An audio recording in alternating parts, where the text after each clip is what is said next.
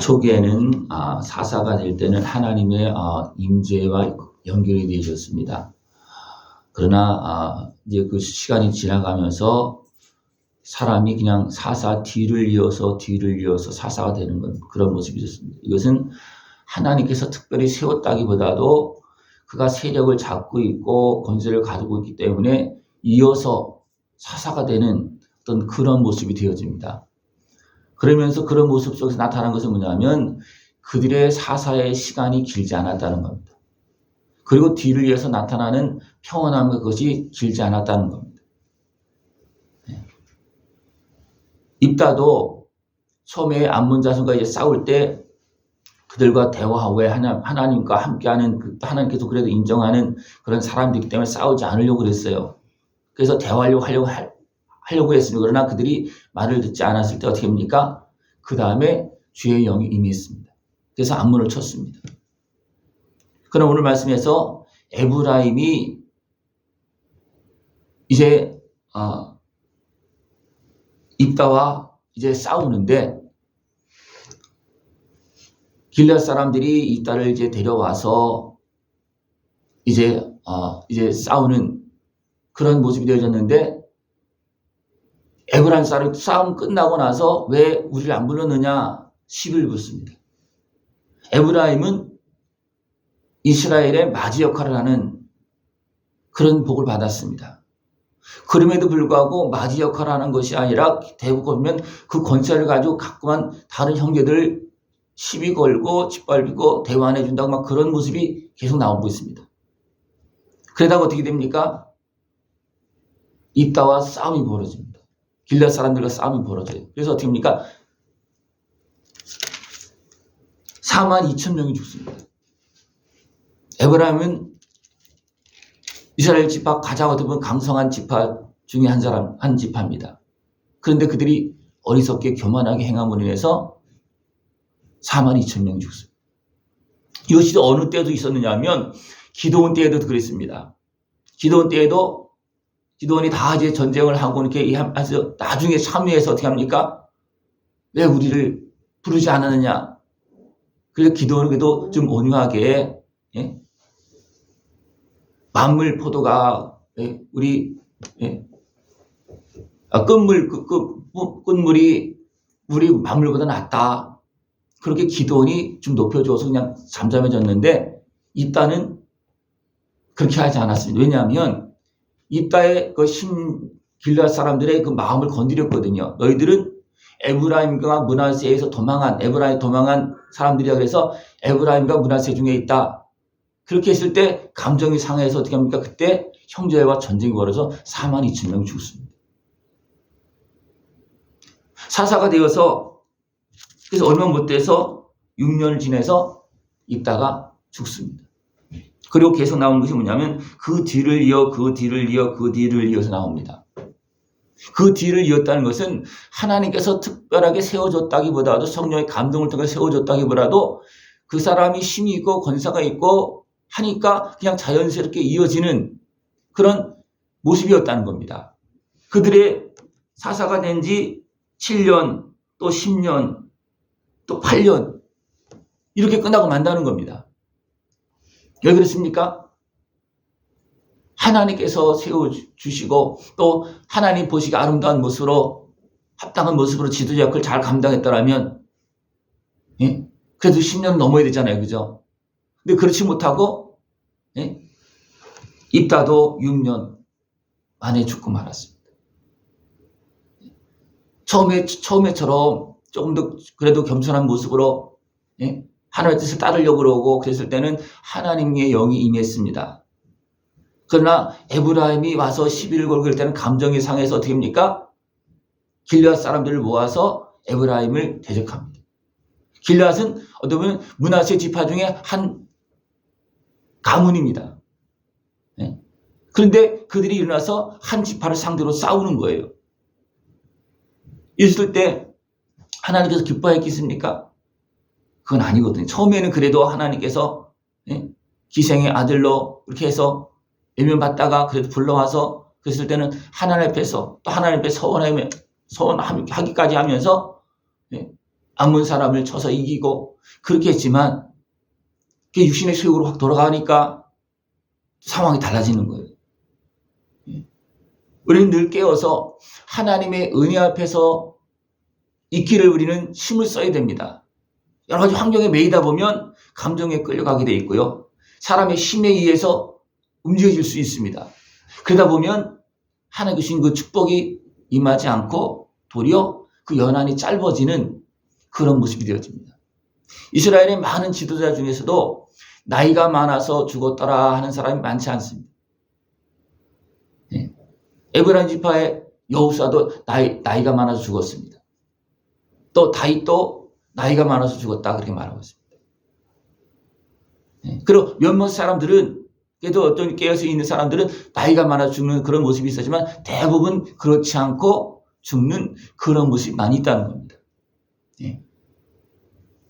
에브라임 사람들이 분명히 장자의 지파입니다. 그럼에도 불구하고 그들이 어떻게 합니까? 어리석게 행함으로 인해서 육신의 소욕에 의해서 행함으로 인해서 42,000명이 죽습니다. 42,000명 그 용사가 죽는다는 것은 에브라임 지파가 완전히 휘청해서 완전히 무너지는 그런 모습이 되어졌다는 겁니다. 왜냐하면 그들이 장자의 그런 온전히 감당한 모습이 아니고 육신의 소욕에 매여서 지배하려고 했기 때문에 결국은 그들 자신이 무너지는 겁니다. 지배하러 갔다가 도리어서 42,000명이 죽습니다. 우리는 늘 깨어서 하나님의 은혜 속에서 우리의 온 몸과 마음과 생각을 다스리면서 살아갈 수 있는 모습을 축원합니다. 그것이 내가 하나님의 은혜 속에서 사는 겁니다. 하나님의 말씀을 따라서 우리가 살아갈 때 어떻게 합니까? 하나님은 약속한 것이 너무나 많습니다. 그런데 여기서 보면, 오늘 말씀에서 보면 사사가 되었어도 하나님을 경외하지 못하고 어떤 온전히 다스리는 그런 모습이 아니었기 때문에 결국은 끝나고 계속 이어지는 그런 모습이 있습니다. 여기서 보면 나오는 것이 뭐냐면 자녀들이 많다는 겁니다. 이것은 그때는 권세의 힘이에요. 그 사사들이 하나님의 은혜 속에서 성령의 임재하심 속에서 백성을 다스리는 것이 아니라 힘으로 했다는 겁니다. 그러니까 금방 끝나고 또 뒤를 위해서 누가 또 하고 누가 하고 계속 그런 모습이 되어졌다는 겁니다. 그런 모습 속에서 또 압도는 아들 40명과 손자 30명이 어린 나귀 70마리를 탔다. 그 다음에 또 나타나는 것이 뭐냐면 블레셋 사람들의 손에 넘겨져서 40년 동안 지배를 받는다는 겁니다. 왜 그러겠습니까? 사사들이 제대로 하나님을 경외하는 모습을 보여주지 못했기 때문에 백성이 하나님을 떠나고 결국 블레셋 사람들에게 지배를 받는 그런 모습이 되어졌다는 겁니다. 그리고 또 앞부분에서는 또 누가 나오냐면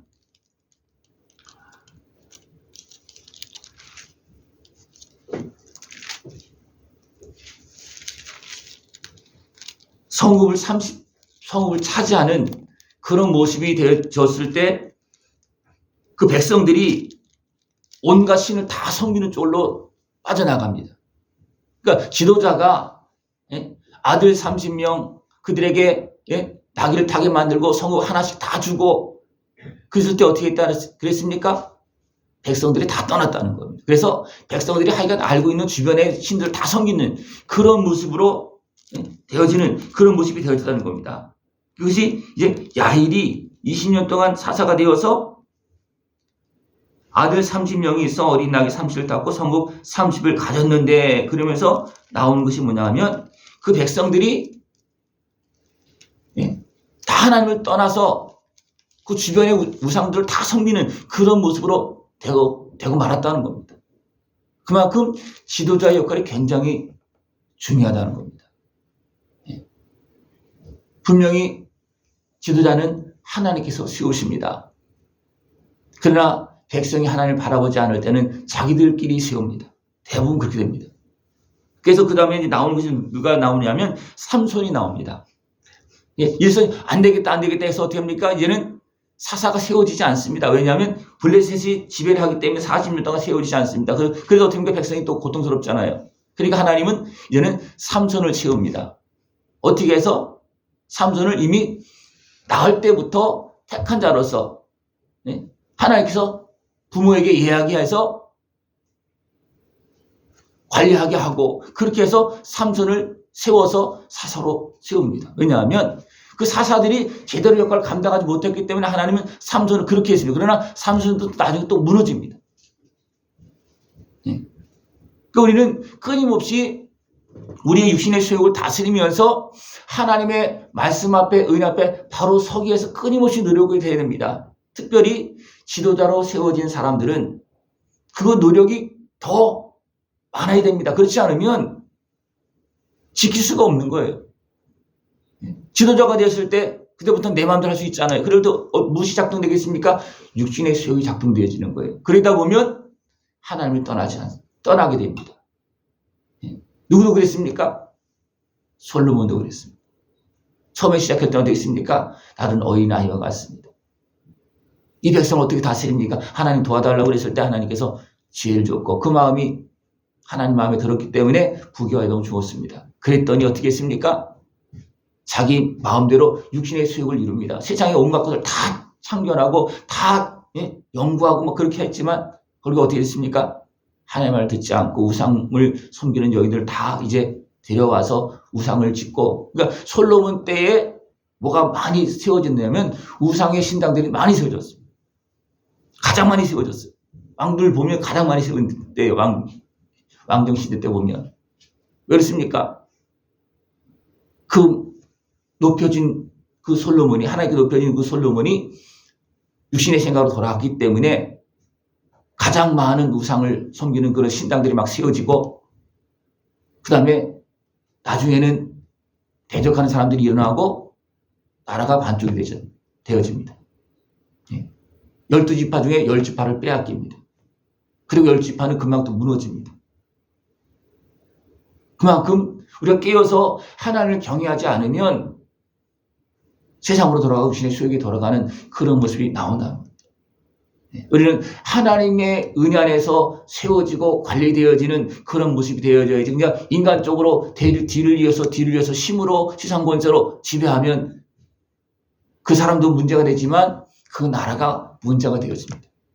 우리는 늘 깨어서 특별히 주의 백성들은 하나님을 경외하면서 하나님의 다스림 속에 있기를 힘써야 되고 그 은혜를 계속해서 사모하면서 하나님의 은혜 앞에 무릎 꿇고 나가야 됩니다. 특별히 지도자가 되면 그렇게 해야 됩니다. 그렇지 않으면 자신이 무너지고 나라가 무너집니다.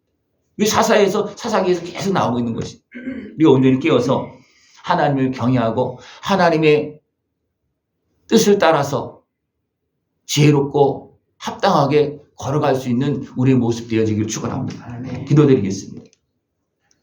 하나님 아버지 감사합니다. 우리를 사랑하시고 우리에게 끊임없이 은혜를 베풀어 주시며 말씀하시고 또 씻어주시고 용서해 주시며 하나님의 사람으로 살게 해주심을 감사를 드립니다. 이 은혜를 날마다 누리면서 하나님을 경외하는 복된 삶을 살아갈 수 있도록 주님 함께하여 주시옵소서. 예수님의 이름으로 감사하며 기도드리옵나이다. 아멘.